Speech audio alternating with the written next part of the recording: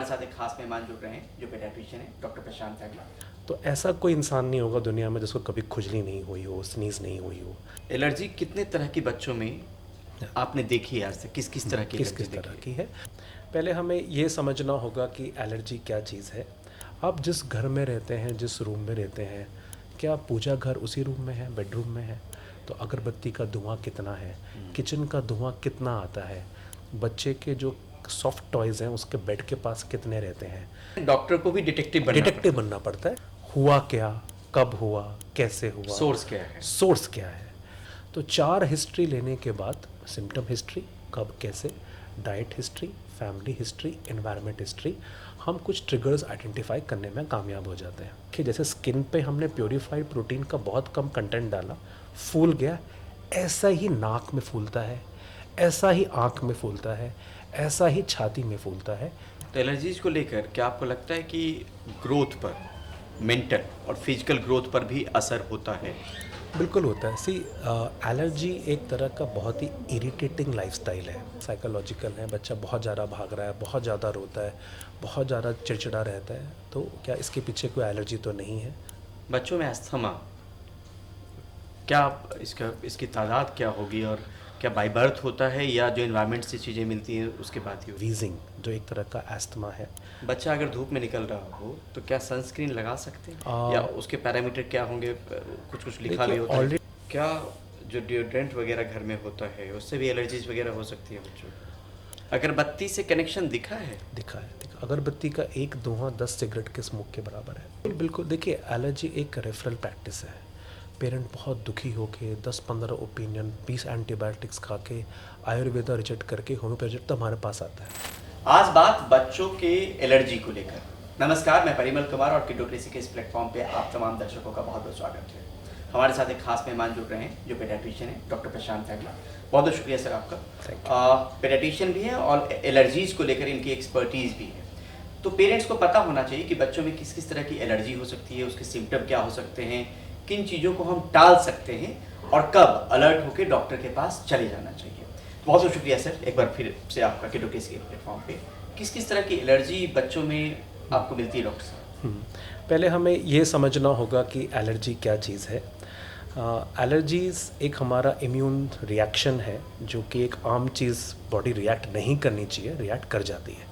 जैसे कि animal dandruff हो गया, आपने पेट रखा, आप किसी डस्टी जगह में गए, तो काफ़ी लोगों को ये बॉडी सूंघती है, पास कर देती है, अटैक नहीं करती है। बट किन्हीं किन्हीं लोगों में ये मिस्टेक करके एक आईजी एंटीबॉडी बना देती है। तो फर्स्ट हम बोलते हैं सेंसिटाइजेशन, कि आपको एनिमल डैंड्रफ से, पोलन से, डस्ट से सेंसिटाइज होने आप शुरू हो गए। तो सेंसिटाइजेशन में होता क्या है कि आईजी एक मॉलिक्यूल है, वो पहचानता है कि ये मुझे एलर्जन लग रहा है, मुझे ठीक नहीं लग रहा है, इसको ट्रैप करना है, और वो एक तरह से मास्ट सेल्स को एक्टिवेट कर देता है। तो जैसे अभी ईरान ने लैंड माइंस बिछा रखी हैं, सी माइंस बिछा रखी हैं कि कोई पास करेगा मैं बम फोड़ दूंगा। तो सेकंड एक्सपोजर पे जब आप उस पेट को घर में लेके आते हैं, आप दोबारा उसका डैंड्रफ सूंघते हैं, तो लैंड माइंस तैयार रहती हैं, सूंघते ही बम फटता है और तुरंत नाक बहना, इचिंग करना या रैश आना शुरू हो जाता है। तो इसको बोलते हैं री एक्सपोजर। अब ये री एक्सपोजर अगर वो पेट आपके साथ रहने ही वाला है, सो धीरे धीरे डेली लैंड माइंस फटते फटते, म्यूकस बनते बनते, आँख बहते बहते, इचिंग करते करते क्रॉनिक इन्फ्लामेशन में कन्वर्ट हो जाता है, जिसके कारण एस्थमा, अर्टिकेरिया, ये सब चीज़ें लंबी चलती हैं। तो ऐसा कोई इंसान नहीं होगा दुनिया में जिसको कभी खुजली नहीं हुई हो, स्नीज़ नहीं हुई हो। तो सबको लगता है तो रोज़ाना है, क्या है, सेट्रिजिन खा लें, कुछ कर लें, ठीक रहेगा। बट बच्चों में ये देखा जाता है कि अर्ली सेंसिटाइज हो के, री एक्सपोज हो के बहुत जल्दी राइनाइटिस, एस्थमा और स्किन डिजीज़ में कन्वर्ट हो जाते हैं। तो इसमें हमें जल्दी पहचानना की बहुत ज़्यादा ज़रूरत पड़ती है। और हम पेरेंट्स को कहते हैं कि जब भी आपको लगे कि कोई सिम्टम बार बार हो रहा है, बार बार खुजली होती है, बार बार नाक बंद हो रही है, बार बार बच्चा मुंह खोल के सांस ले रहा है, बार बार बच्चा सुबह ही खांसता है, बार बार बच्चा भागने पे ही खांसता है, तो कृपया आके अपने डॉक्टर पीडियाट्रिशियन को ज़रूर दिखाएं। उनको लगता है तो वो एलर्जिस्ट के पास भेजेंगे।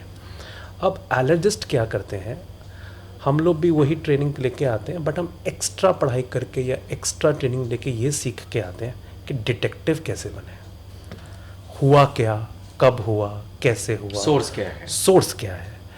तो इस हिस्ट्री में अमूमन 30 से 40 मिनट लग जाते हैं। सो पहले हम पूछते हैं कि सिम्टम से पहले क्या खाना खाया था। सो हम डाइट के बारे में पूछते हैं कि कोई डाइट से रिलेशन तो नहीं है। आप घर के बाहर जाने पे सिम्टम होते हैं कि घर में ज़्यादा होते हैं, तो इंडोर वर्सेस आउटडोर ढूंढने की कोशिश करते हैं। खाने का जैसे मैंने आपको बताया। फिर फैमिली हिस्ट्री पूछते हैं कि घर में अस्थमा के पेशेंट हैं, फैमिली में किसी को एक्जिमा है, फैमिली में और कुछ चीज़ें हैं, तो उससे हमें काफ़ी जानकारी मिलती है। फिर आजकल एक इम्पॉर्टेंट हिस्ट्री है एनवायरनमेंट हिस्ट्री। आप जिस घर में रहते हैं, जिस रूम में रहते हैं, क्या पूजा घर उसी रूम में है, बेडरूम में है, तो अगरबत्ती का धुआं कितना है, किचन का धुआं कितना आता है, बच्चे के जो सॉफ्ट टॉयज़ हैं उसके बेड के पास कितने रहते हैं, घर में हेवी कार्टन्स, हेवी कारपेट्स हैं कि नहीं है। तो इससे हमें पता चलता है कि कहाँ ट्रैपिंग होती है। या कोई कंस्ट्रक्शन का काम हो रहा है, कंस्ट्रक्शन का काम हो रहा है, आपका घर रोड साइड है क्या, बहुत ज़्यादा पोल्यूशन रहता है, कंस्ट्रक्शंस हो रही हैं, तो ये सब इन्वायरमेंट हिस्ट्री आती है। तो 4 हिस्ट्री लेने के बाद सिम्टम हिस्ट्री, कब कैसे, diet history, family history, environment history, हम कुछ ट्रिगर्स आइडेंटिफाई करने में कामयाब हो जाते हैं। अब ज़्यादातर एलर्जी एक क्लिनिकल डायग्नोसिस है ना, हमें टेस्ट करके प्रूव करने के लिए ज़रूरत पड़ती है ताकि हम पेरेंट्स को समझा पाएँ कि ये चीज़ आपके बच्चे के लिए हानिकारक है। तो हम क्या करते हैं कि बेस्ड ऑन हिस्ट्री 5-6 एंटीजन्स हम निकाल लेते हैं कि इंडोर है कि आउटडोर है। उनका प्योरीफाइड प्रोटीन लेके स्किन पे हम प्रिक करते हैं या हल्का सा टच करते हैं। 15 मिनट के बाद जो जो एरिया लाल हो गया, फूल गया, तो वही पेरेंट को बताते हैं कि देखिए जैसे स्किन पे हमने प्योरीफाइड प्रोटीन का बहुत कम कंटेंट डाला, फूल गया, ऐसा ही नाक में फूलता है, ऐसा ही आँख में फूलता है, ऐसा ही छाती में फूलता है, तो इसलिए आपको इसका इलाज ज़रूरी है। तो पेरेंट्स कन्विंस होते हैं और इलाज जल्दी स्टार्ट करते हैं। अब डॉक्टर साहब एक चीज़ और मुझे समझना, माफ़ी चाहता हूँ, ऐसे एलर्जी कितने तरह के बच्चों में आपने देखी है आज तक, किस किस तरह की किस किस तरह की है? तो ज़्यादातर जो ओपीडीज़ में पेशेंट आते हैं वो स्किन एलर्जी के लिए आते हैं। डॉक्टर साहब बहुत खुजली रहती है, इचिंग रहती है, अब हमारा स्किन का निदान करिए। दूसरे या स्पॉट भी, वाइट स्पॉट भी, वाइट स्पॉट है, बट वाइट स्पॉट और तरह की चीज़ों में भी पाया जा सकता है, ऑटोइम्यून में पाया जा सकता है। एलर्जी स्पेसिफिक स्किन में ड्राइनेस, इचिंग, लगातार खुजली, रात को ना सो पाना। सेकेंड पॉइंट जो ज़्यादातर लोग ओपीडी पीडियाट्रिक में आते हैं वो है माउथ ब्रीदिंग। डॉक्टर साहब बच्चा माउथ खोल के सोता है, बहुत ज़्यादा स्नीज करता है और नोज़ ब्लॉक होती रहती है। तो ये सेकेंड मोस्ट हम कॉमन देख रहे हैं आफ्टर स्किन नेज़ल सिम्टम्स, जिससे क्वालिटी ऑफ लाइफ पुअर होती है, स्लीप क्वालिटी बहुत ही पुअर रहती है और बच्चे की एकेडमिक परफॉर्मेंस भी कम हो जाती है। तो पेरेंट्स इसको बिल्कुल तैयार होकर आ जाते हैं कि स्किन और नोज़ तो दिखाना ही है। थर्ड तरीके का जिसको हम बोलते हैं वीजिंग, जो एक तरह का एस्थमा है। तो डॉक्टर साहब खांसते हुए बहुत खांसता है, भागते हुए बहुत खांसता है, अर्ली मॉर्निंग बहुत खांसता है, दिन में नहीं खांसता। तो इस तरह का इसका मतलब कि चेस्ट में वीजिंग है, टाइटनेस है, तो इसके लिए भी आते हैं। तो स्किन, नोज़, चेस्ट। अब आ जाते हैं फूड, पेट। दूध खाते ही डायरिया हो जाता है, दूध पीते हैं, कोई भी खाना खाते ही कॉन्स्टिपेशन हो जाती है। तो फूड एलर्जी भी एक लेटेस्ट ट्रेंड अभी हमें देखने को मिल रहा है। तो 4 मेजर ये हैं। इसके अलावा ड्रग एलर्जी भी है, किसी को पैरासीटामोल सूट नहीं कर, डॉक्टर साहब क्या करें, खाते ही रैश हो जाते हैं। तो ड्रग एलर्जी एक लास्ट कंपोनेंट है। इंसेक्ट एलर्जी, वेनम एलर्जी एक और है, बट वो रेयरर में आते हैं। तो पीडियाट्रिक स्पेसिफिक ये 4 ही मेन चीज़ दिखी है। कितनी बड़ी तादाद होती होगी जो आप देखते होंगे मरीजों को रोजाना एलर्जीज वाले बच्चे? जब मेरा इंटरेस्ट था, मैं तो पीडियाट्रिशियन बाई ट्रेनिंग हूँ, तो मैंने देखा कि ओपीडी के 30 से 40% पेशेंट इन्हीं चीज़ों से आ रहे हैं, एलर्जीज के लिए आ रहे हैं। तो मुझे लगता था कि हमारी ट्रेनिंग इतनी सफिशिएंट नहीं, इसमें और क्या नया चल रहा है। तो हमने जब और ट्रेनिंग करी तो होता क्या, जब आप बहुत पढ़ लेते हो तो आपको वही नज़र आने लगता है। तो फिर लगने लगा कि बहुत तो हमने मिस ही कर दिए। पहले तो इतना पता ही नहीं था कि ये भी एलर्जीज़ होती हैं। तो जैसे आई एलर्जी हम मिस कर जाते थे, है ना। सबकी आंखों के बैग्स बने होते हैं, एलर्जिक शाइनर्स बोलते हैं, है ना। नाक के एलर्जीज़ हम पहले एडेनॉइड्स करके हम उनको वो कर देते थे, ट्रीट कर देते थे। सो अब मुझे लगता है कि 40 से 50% हमारी ओपीडी में एलर्जी के ही पेशेंट्स हैं, बट वो आते किसी कॉमन कोल्ड या कॉफ के लिए हैं। बाद में अगर हमको बता दें कि आपको ये दिक्कतें भी हैं, हो सकता है कि आपके बच्चे की हाइट वेट ना इतना बढ़े, तो आप प्लीज़ एक बार दोबारा ज़रूर आइएगा, टाइम निकाल के आइएगा, क्योंकि वो कंसल्टेशन थोड़ी आपकी लंबे चलने वाली है। तो ये हम देख रहे हैं। तो एलर्जीज को लेकर क्या आपको लगता है कि ग्रोथ पर, मेंटल और फिजिकल ग्रोथ पर भी असर होता है? बिल्कुल होता है। सी, एलर्जी एक तरह का बहुत ही इरिटेटिंग लाइफस्टाइल है। इरिटेटिंग का मतलब है एलर्जी वाले ही बच्चे रात भर खुजाते रहते हैं, एलर्जी वाले बच्चों को रात भर खांसी होती है, एलर्जी वाले बच्चे सो नहीं पाते हैं। तो जिसकी नींद डिस्टर्ब हो गई तो हमारा ग्रोथ हार्मोन रात में ही निकलता है, हमारी मेमोरी कंसोलिडेशन अर्ली मॉर्निंग ही होती है। तो ऐसे बच्चों की जिसकी नींद पूरी नहीं हो तो दिन में सोता है, तो पढ़ाई नहीं कर पाता, ग्रोथ रुक गई, और रिकरेंट सिम्टम चिड़चिड़ापन या ADHD में कन्वर्ट हो जाते हैं। अच्छा। तो इतना तक हमने देखा है। इसलिए इस समस्या को सिर्फ एक चीज़ पे करके छोड़ देना, तो इसके बाद जो हमारा नज़रिया बदला है, जैसे मेरे प्रैक्टिस का भी बदला, कि ये जो स्पेशल बच्चे हम लेबल कर देते हैं ADHD है, ऑटिज़म है, क्या पता उनको बहुत ज़्यादा एलर्जिक सिम्टम्स है, वो बता नहीं पा रहे, वो अपनी प्रॉब्लम, क्योंकि पीडियाट्रिक्स तो एक टाइप का वेटरनरी साइंस, बच्चा तो बोल नहीं सकता, पेरेंट्स जो बताते हैं, और पेरेंट्स की भी मानसिकता का लेवल, जो उनका कैच लेवल है, क्या उनके लिए इम्पोर्टेंट है लाइफ में, वही बताते हैं। अगेन डिटेक्टिव बनना पड़ता है कि आपके बच्चे को ऐसा होता है। हम लोग कहते थे रिपोर्टर को एक्टर बनना पड़ता है कई बार। हाँ, मतलब तो आप किसी के मातम वाले घर में जाएं, Yes, तो आप हंस के नहीं बात कर सकते, बेशक आपके घर में नहीं है। यस, तो आप कह रहे हैं डॉक्टर को भी डिटेक्टिव बनना पड़ता है कि ये जो सिम्टम्स आ रहे हैं साइकोलॉजिकल हैं, बच्चा बहुत ज़्यादा भाग रहा है, बहुत ज़्यादा रोता है, बहुत ज़्यादा चिड़चिड़ा रहता है, तो क्या इसके पीछे कोई एलर्जी तो नहीं है? तो फिर अगेन डिटेल हिस्ट्री इम्पॉर्टेंट है। फिर एक हम बोलते हैं एलर्जी में सेकंड हिस्ट्री लेना। जब हमें डायग्नोसिस कंफर्म हो गया तो और कहाँ से आता है, इस पे भी हम लोग बहुत ज़्यादा दोबारा हम डायग्नोसिस को रिवाइज़ भी करते रहते हैं। ऐसा नहीं कि हमने लिख दिया कि भाई मिल्क एलर्जी है, पीनट एलर्जी है, और भी कुछ हो सकता है। हाँ, तो किसी को ग्रास एलर्जी होती है, पोलन एलर्जी भी होती है। तो हम उनको बोल सकते हैं कि आपको लिए ग्राउंड्स में पेड़ों के नीचे खेलना आपके लिए थोड़ा हानिकारक है। तो वो भी हमें रिवीजन के बाद ही पता चलता है। पेरेंट्स को क्या सुझाव आपकी तरफ से कि किस किस तरह के सिम्टम दिखें, तो पेडियाट्रिशियन से ज़रूर।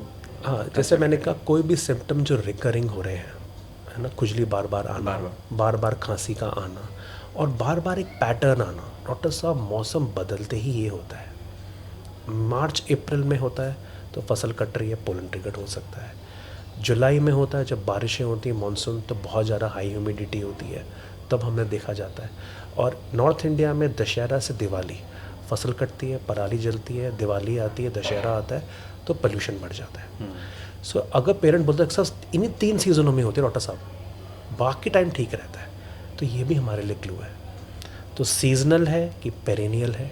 पेरेनियल मतलब सर 12 महीने है, जाती ही नहीं है, तो इसका मतलब इंडोर एलर्जन है, आपके घर में, आपके बेडरूम में ही बैठा है। अच्छा, अगर लगातार सर्जरी, लगातार सिम्टम्स है, और कभी कभार आते तो इसका मतलब आउटडोर है। तो आपने पहला क्लू ले लिया, इंडोर वर्सेस आउटडोर। तो पेरेंट्स ये पहचानने में थोड़े से सक्षम हो जाते हैं नॉलेज से। तो एक वो देखना स्टार्ट करें, और अगर आपको लगता है कि आपके बच्चे की ग्रोथ नहीं हो रही है और एकेडमिक परफॉर्मेंस कम होता है, तो पीडियाट्रिशियन की रेगुलर विजिट पे भी आप उनसे पूछना स्टार्ट कर सकते हैं, सर और क्या कर सकते हैं, और कुछ देख सकते हैं। फिर उनको लगता है तो वो हमारे पास ही भेज सकते हैं, और बड़े सेंटर्स भी जाके दिखा सकते हैं। बच्चों में अस्थमा, क्या इसकी तादाद क्या होगी, और क्या बाय बर्थ होता है या जो इन्वायरमेंट से चीज़ें मिलती हैं उसके बाद ही होती है? अस्थमा एक तरह का क्रॉनिक इन्फ्लेमेशन है। जैसे मैंने लैंड माइन वाला एग्जांपल दिया, बार बार लैंड माइन्स फटते फटते आपका क्रॉनिक इन्फ्लेमेशन हो गया। अस्थमा को डेवलप होने में कम से कम कई साल लगते हैं। तो अब उन साल में जीन्स और एनवायरनमेंट 2 चीज़ प्ले करती हैं। तो हम कहते हैं कि 30% जीन्स, 30% एनवायरनमेंट, 30% ट्रिगर्स। ओके। तो जीन से मतलब माता पिता, नाना नानी, दादा दादी, इनमें से किसी को भी अस्थमा की हिस्ट्री है, पफ लेते हैं, पंप लेते हैं, नेबुलाइजर लेते हैं, बहुत जल्द से लेते हैं, तो वो एक रिस्क बढ़ जाता है, 25% रिस्क बढ़ जाता है। जीन्स को हम चेंज नहीं कर सकते, जैसी हैं तो वो म्यूकस बनाने के लिए ट्रेंड है, जो भी आएगा पार्टी का वो ट्रैप करके बलगम बना के उसको लंग्स में भर देंगे। सेकंड है एनवायरनमेंट, बहुत ज़्यादा पोल्यूटेड एरिया में रहते हैं, बहुत ज़्यादा डस्ट सूंघते हैं, सो वो भी आपके हाथ में ज़्यादातर नहीं है। तीसरा है ट्रिगर्स, मौसम, कोई वायरल इन्फेक्शंस, ये बार बार होके उस म्यूकोसा को और डैमेज कर देते हैं, तो फिर एस्थमा में कन्वर्जन हो जाता है। इसको रोकना है तो हम लोग कहते हैं कि लंग ब्रीदिंग एक्सरसाइजेस बच्चों को अच्छे से करनी सिखानी चाहिए। तो प्राणायाम योगा तो बड़े बच्चों के लिए है, छोटे बच्चों के लिए बलून्स को फुलाना, शंख बजाना, माउथ ऑर्गन बजाना, बलून फुलाना, इन सब से आप सिक्रेशंस निकालते हो। जल नीति तो कोई कर नहीं सकता, तो हम आजकल नया कॉन्सेप्ट एक बताते हैं, नेज़ल डाउचिंग। नेज़ल डाउचिंग में बस सलाइन ही है, नॉर्मल सलाइन जो आता है किसी भी ब्रांड का लेके आपने नाक को फ्लश करना है, साफ़ करना है। तो नाक और आँख हमारा पहला पोर्टल ऑफ एंट्री है एलर्जेंस के लिए। तो अगर आप नाक को रेगुलरली साफ़ करते रहे सलाइन से, तो चांसेस हैं कि बहुत ज़्यादा एलर्जन लोड आपके लंग्स तक नहीं जाएगा। मतलब कोई नॉर्मल भी कर सकता है या जिसको तकलीफ नॉर्मल है? भी, तकलीफ वाला तो हम बोलते ही हैं नेज़ल डाउचिंग, नॉर्मल वाले भी करते हैं। देखिए पहले के हमारे ज़माने में तो जल नीति एक बहुत कॉमन था, यहाँ से डाला पानी यहाँ से निकाला।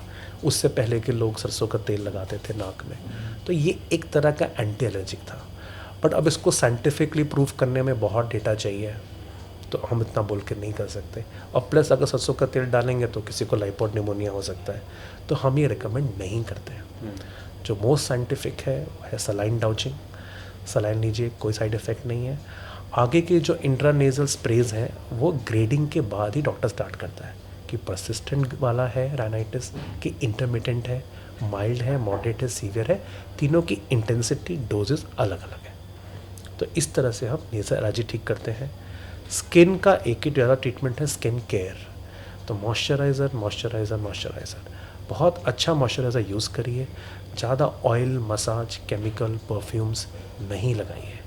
जिसने स्किन केयर को अच्छा रखा है बचपन में, उनको एलर्जीज कम पाई गई हैं, क्योंकि स्किन हमारा लार्जेस्ट ऑर्गन है। कैसे क्या क्या करना होता है? अगर बचपन में जो मालिश होता था, मसाज जो होता अब मालिश पे भी आ जाते हैं। तो मालिश जब इनिशियल टाइम पे करते हैं तो पहले के ज़माने के लोग दूध से, दही से, मलाई से और घी से करते थे, जो कि आजकल रिकमेंडेड नहीं है। क्योंकि अब जो न्यूबॉर्न के ज़्यादातर डिलीवरीज होती हैं तो सिजेरियन सेक्शन वाले ये थोड़े वीकर साइड में होते हैं, क्योंकि इनका TH1 to TH2 pathway convert हो जाता है। तो अगर आप इनकी स्किन को इरिटेट करके, क्योंकि आप दही, घी और मलाई तो दूध है ना, तो दूध का एंटीजन अगर आप स्किन में घिस घिस के डाल रहे हो तो आपको मिल्क एलर्जी के चांसेस बढ़ जाएंगे। तो कभी भी फटी हुई स्किन, ड्राई स्किन में इस तरह के मसाज नहीं करने हैं। इवन जो तेल वगैरह भी हैं, आजकल हम एक्जिमा वाले पेशेंट्स को, ड्राई स्किन वालों को रिकमेंड नहीं करते तेल। यस। तो जैसे आपने मसाज किया, जब आप वो तेल उतरता है तो स्किन की पहली लेयर और उतर जाती है। तो आजकल हम यही बोलते हैं कि अच्छा सा मॉइस्चराइज़र को डैप करो। तो हम इंडियंस क्या मलते रहते हैं, तो मल मल के जो मल रहा है उसके हाथ में चला जाएगा मॉइस्चराइज़र, जिसके स्किन में जाना चाहिए वो नहीं जाएगा। तो स्किन केयर हुई ही नहीं, हम ट्रीटमेंट करे जा रहे, इम्प्रूव होता ही नहीं। तो डैप करना है फोल्ड्स पे, और जैसे स्किन मजबूत हो गई, कहीं से नहीं फट रही, फिर आप दबा के मसाज करो। और ड्राई स्किन पे, फटी हुई स्किन पे ऑयल नुकसान ज़्यादा करेगा, फ़ायदा नहीं करेगा। तो ये स्किन का हो गया। ये जो चेहरे पे वाइट स्पॉट कभी कभी, खास तौर पे मुझे लग रहा है कि जब बच्चे गर्मी में धूप में रहते हैं तो वो देखने को ज़्यादा मिलता है। स्कूल में भी कई लोगों को देखा, कई बच्चों को देखा हमने, हल्के हल्के स्पॉट वाइट वाले। शायद एक वक्त के बाद वो हट भी जाता है। तो ये देखिए, वाइट पैच को देख के एकदम से कहना बहुत डिफ़िकल्ट है। मेन हमें डर रहता है कि हमें विटिलिगो मिस नहीं करना चाहिए, जो कि एक ऑटोइम्यून डिजीज़ है। ठीक है। सिंपल वाइट पैच तब होते हैं पसीना, धूप और फंगस। ठीक है। तो बच्चे का सबसे ज़्यादा एक्सपोज्ड एरिया क्या है? फेस। यहाँ तो कपड़े पहने हुए हैं तो धूप तो गई नहीं, तो सबसे ज़्यादा धूप यहाँ पड़ रही है, पसीना वहीं पे आ रहा है। और अगर बार बार ऐसे ऐसे पहुँच रहे हो तो कुछ ना कुछ फंगस आपकी चिपक जाती है। तो इसको बोलते हैं हम लोग कभी पिटेरियसिस एल्बा बोलते हैं, पिटेरियसिस वर्सिकुलर बोलते हैं। तो ये अलग अलग टर्म है। तो इरेगुलर है कि रेगुलर है, पहले ये चीज़, कितना हाइपोपिगमेंटेड है कितना नहीं, तो ये एक डोमेन स्किन वाले भी और एलर्जिस्ट भी और पीडियाट्रिशियन वो डिसाइड करते हैं। सो खुद ट्रीट नहीं करना है, हमेशा डायग्नोसिस कराना है एंड उसमें भी ज़्यादातर सिंपल मॉइस्चराइजर्स ही आपको हेल्प करके ठीक कर देंगे। बच्चा अगर धूप में निकल रहा हो तो क्या सनस्क्रीन लगा सकते हैं बच्चों को, या लगा किस उम्र से सकते लगा हैं। सकते हैं, या उसके पैरामीटर क्या होंगे, कुछ लिखा भी देखिए होता है कि- ऑलरेडी इंडियन पॉपुलेशन काफ़ी विटामिन डी डेफिशिएंट है, तो अगर हमें ये कंफर्म है कि डेली जाते हैं, 1 घंटे से ऊपर जाते हैं, आधा 1 घंटे से ऊपर है, तो प्रोटेक्शन बनता है ना। कोई भी SPF 50 क्रीम जो आती है हम लोग रिकमेंड करते हैं बच्चों में, SPF 50। FT50, तो आप वो लगा सकते हैं। बट इससे ये भी देखा गया कि बहुत ज़्यादा लगा के आप विटामिन डी बिल्कुल भी नहीं एक्टिवेट कर पाओगे। तो ज़्यादातर हम बीचेस, माउंटेन्स जहाँ पे UV रेस का रेडिएशन बहुत ज़्यादा है, वहाँ के लिए रिकमेंड करते हैं। आपकी लोकल पार्क के लिए लगा के चलना बहुत ज़्यादा रिकमेंडेड नहीं है, क्योंकि आप वहाँ पे सतह में आप पूरा जल जाओगे, टैन हो जाओगे, तो वहाँ तो लगाना ही लगाना है। रेगुलर वेयर के लिए अगर मोर देन 1 घंटे का आपके आउटिंग है तो आपको लगाना है। 1 घंटे से नीचे में बहुत ज़्यादा बेनिफिट इतना ज़्यादा नहीं देखा गया है। मॉइस्चराइज़र आप लगा सकते हैं, ड्राई स्किन है तो मॉइस्चराइजर यूज, मॉइस्चराइज़र लगा सकते हैं। वो किस तरीके का होना चाहिए? हर तरीके का होता है। नॉर्मली हम तो पीडियाट्रिशियन हैं, तो पैराबेन्स फ्री, अल्कोहल फ्री, जो लीस्ट केमिकल वाले हैं वही बच्चों के लिए अलाउड होते हैं, बड़ों के लिए भी आते हैं। बट उसमें भी एक प्लेथोरा ऑफ मार्केट है, इंस्टाग्राम मार्केटिंग है, ये है, तो वो भी आपके डॉक्टर की सलाह से ही जो वो सही समझे वही लीजिए। कोई और चीज़ जो आपको लगता है कि एलर्जी से जुड़ी हुई चीज़ों पे जिस पे हमारा देखिए, ध्यान नहीं गया हो? हमारा बस यही है कि नवजात शिशु पैदा हो तो ब्रेस्ट फीडिंग अच्छे से करें। Single most protective factor breast feeding है। जिन जिन माताओं ने माँ का अपना दूध पिलाया है शिशु को, उनमें एलर्जीज कम देखी गई है। ये हिस्ट्री में भी आपको पता चला है जब आप यस, पेशेंट आते हैं? हाँ, यस। सेकेंड, कम से कम एंटीबायोटिक का यूज़ करें पहले 2 से 3 साल, उससे गट छलनी हो जाता है और अननेसेसरी एलर्जीज का आपका पाथवे चेंज हो जाता है। और थर्ड, विटामिन डी का प्रोटेक्टिव रोल है, तो रेगुलर जो हम बोलते हैं 5 साल तक लेना ही लेना है विटामिन डी, वो एक एलर्जी के लिए प्रोटेक्टिव माना गया है। थर्ड, बहुत ज़्यादा केमिकल्स अपने स्किन पे नहीं डालने हैं। डिओड्रेंट्स हो गया, अल्कोहल हो गया, परफ्यूम्स हो गए, तो ये भी स्किन डिसरप्ट करते हैं और आपकी सेंसिटाइजेशन को बढ़ाते हैं। तो अपने री एक्सपोजर को कम करिए, सेंसिटाइजेशन को मैनेज करिए और क्रॉनिक इन्फ्लेमेशन में ना जाए, यही मेरा मैसेज है। क्या जो डिओड्रेंट वगैरह घर में होता है उससे भी एलर्जीज वगैरह हो सकती है बच्चों को? वही मैं कह रहा हूँ कि सब में अल्कोहल होता है, सब में एस्ट्रोजन इफेक्ट होता है, तो जब वो हवा में तैरते रहते हैं, इसलिए अब आप देखे होंगे हम लोग नहीं बोलते कि आप बच्चे को पाउडर लगाइए, क्योंकि दिल्ली में PM 2.5, PM 10 पार्टिकल ऑलरेडी बहुत ज़्यादा है। पाउडर तैरता रहेगा और जब आप सूंघते रहेंगे सेंसिटाइज तो होता पाउडर आप रिकमेंड नहीं करते? नहीं करते, क्योंकि हम लोग के समय में अलग अलग कंपनी, नाइसिल, पॉन्ड्स। यस नहीं, डेली स्पेसिफिक, क्योंकि हम ऑलरेडी हमारा AQI बहुत ज़्यादा है, कंस्ट्रक्शन बहुत है, फाइन डस्ट बहुत है, तो इसलिए हम नहीं चाहते कि और आप इंडोर पोल्यूशन को बढ़ा दो। आउटडोर तो देखो कोई मैनेज नहीं कर सकता, सरकार भी नहीं कर सकती, इंडोर तो कर सकते हैं। तो इंडोर में ऐसी कोई चीज़ें ना हो, घर में अगरबत्ती ना हो, धुआं ना जले, किचन का धुआं रूम में ना जाए। अगरबत्ती से कनेक्शन दिखा है? दिखा है। अगरबत्ती का एक धुआं 10 सिगरेट के स्मोक के बराबर है, तो वो जाके चिपक जाता है आपके पंखे के ऊपर और वो टिपकता रहता है, माइक्रो पार्टिकल्स घूमते रहते हैं, आप सेंसिटाइज होते रहते हैं और खांसना शुरू कर देंगे कुछ सालों में। जैसे मैंने कहा ना, सेंसिटाइजेशन, री एक्सपोजर और क्रॉनिक एक्सपोजर। तो अब इसी से जुड़ना है डॉक्टर साहब, इंटरेस्टिंग हो गया। अगरबत्ती, एक हम मच्छर वाला कॉयल भी जलाते हैं कई घर में, वो भी अब आ गया है पेपर टाइप की, उसको भी जला के एक बार आप जलाइए, मच्छर सब मर गया। और कुछ आप कह लें कि लिक्विड फॉर्म में भी होती हैं जिसको हम रात में जला के सोते हैं, उसके बारे में अगर थोड़ा सा अगर बताएं कि। देखिए, अब इसमें ना रिस्क वर्सेस बेनिफिट है, इसमें कोई दो राय नहीं। मलेरिया, डेंगू से भी तो बचना है ना, मच्छर को तो हटाना ही है, और हटाने के तरीके ढूंढ लीजिए। स्प्रेज लगा के ऑन करके बच्चे को शुरू मत ले जाइए, जब मच्छर सारे मजा फिर ले जाइए, रात भर एक्सपोज करते रहिए। वही मैं कह रहा हूँ, जो सेंसिटाइज्ड बच्चा है ना, उसको वीजिंग शुरू हो जाएगी, जिसकी इम्यून सिस्टम ने उसको पास कर दिया कि डेंजर नहीं है, तो वो ठीक रह जाएगा। अब किसका इम्यून सिस्टम पास करेगा, किसका इम्यून सिस्टम रिएक्ट करेगा, नोबडी नोज।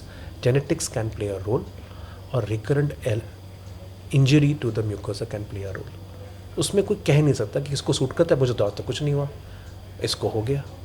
कभी ऐसा लगा है कि अगरबत्ती घर में जलता हो पूजा पाठ के वक्त में और वो बच्चा आपके पास पहुंचा हो और उसको सोर्स आपने माना हो और वो सोर्स वाकई बिल्कुल निकल गया हो, यही उसको बंद करने से वो चीज़ें थम गई बिल्कुल होंगी? बिल्कुल देखिए, एलर्जी एक रेफरल प्रैक्टिस है।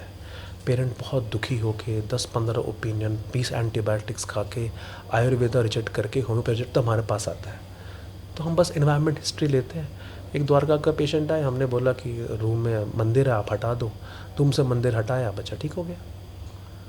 हम कर भी क्या सकते हैं? आप कब तक एंटी हिस्टामिन दे दोगे? कब तक मेडिकेशन एक दो तो बंद करोगे ही ना। ट्रिगर अवॉइडेंस एलर्जी का नंबर 1 ट्रीटमेंट है।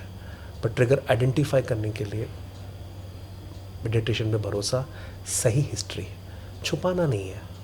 आप आए तो हेल्प के लिए हो ना, आप आधी हिस्ट्री बताओगे ही नहीं, है ना। साबुन भी, कोई सोप भी ऐसा रिकमेंड होता है जो बच्चे यूज कर सकते हैं? देखिए, इस पे बहुत डिबेटेबल है। अब सभी कंपनी बोलते हैं हमारे में नहीं, chemical कंपनी है। को छोड़ देते हैं। हाँ, आपको कंपनी वही है, मैं कहना पैराबेंस है, अल्कोहल है, हर चीज़ में केमिकल्स तो है। तो एक बच्चों में ही है कि pH 5.5 न्यूट्रल सोप आती है। अडल्ट्स में तो एसिटिक या अल्कलाइन सोप आती है। बच्चों के लिए हम स्पेसिफिक बोलते हैं कि pH न्यूट्रल सोप यूज़ करना ये है। किस एज ग्रुप तक के लिए? 5 साल 10 साल आप यूज़ कर सकते हैं। जी। तो वो बस सिंडेट्स बोलते हैं उन बात्स को। तो वो आपकी स्किन की पहले लेयर नहीं उतारेंगे, ड्राई नहीं करेंगे। तो इसलिए हम लोग वो चीज़ हम बोलते हैं। पानी कितना पीना चाहिए? 6 लीटर हम लोग को कहा जाता है। बच्चों को कितना एक एज ग्रुप के हिसाब आपका से? दिमाग आपको प्यास जगाएगा। Let the brain decide. ना ओवर करना है ना अंडर, पर आपने ऑफर करते रहना है।